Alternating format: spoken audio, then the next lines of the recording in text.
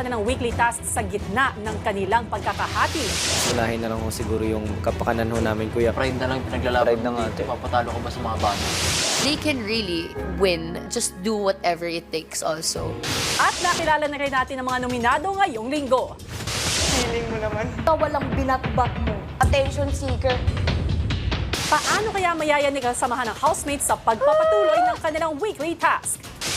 The guilt ko sa sarili ko, kuya, is yung nasaktan ko si Fiam. Abangan yan live dito sa 7th eviction night ng Pinoy Big Brother Gen 11.